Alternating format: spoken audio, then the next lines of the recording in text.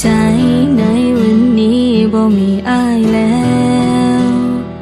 ดวงแก้วก้อนคำจากไกลเจ็บแท้เด้มันเจ็บแท้เด้คือจังสิตายบ่อาจหายลบเลือนจากใจได้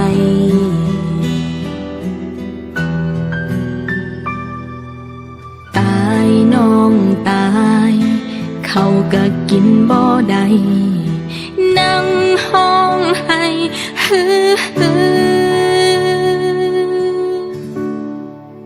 อยากบอกฮักว่าคอยฮักเจ้า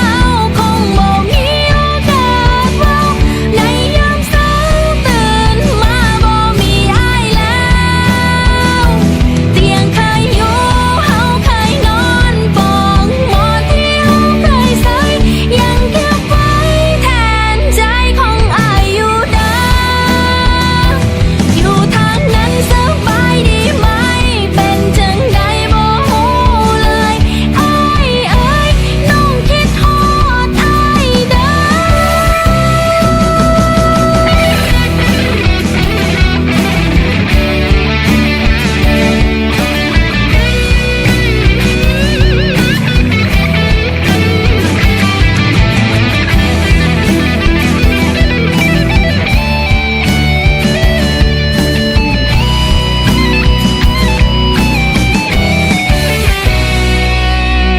ตายน้องตาย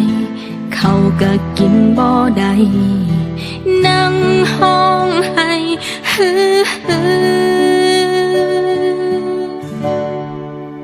อยากบอกฮักว่าคอยฮักเจ้า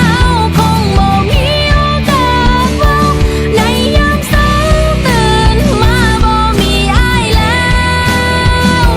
เตียงเคยอยู่เฮาเคยนอนปองหมอนที่เฮาเคยใส่ยังเก็บไว้แทนใจของอ้ายอยู่เด้ออยู่ทางนั้นสบายดีไหมเป็นจังใดบ่ฮู้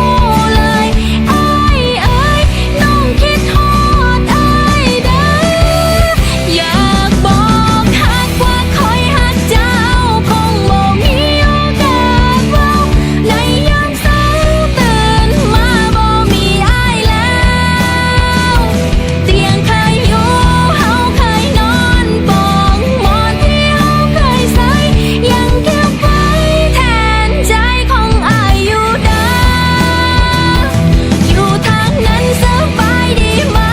เป็นจังใดบ่ฮู้เลยอ้ายเอ้ยน้องคิดฮอดอ้ายเด้อ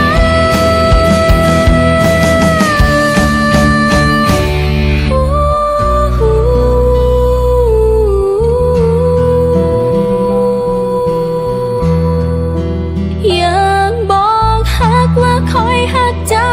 คงบ่มีโอกาสเว้าในยามเช้าตื่นมาบ่มีอ้ายแล้วเตียงเคยอยู่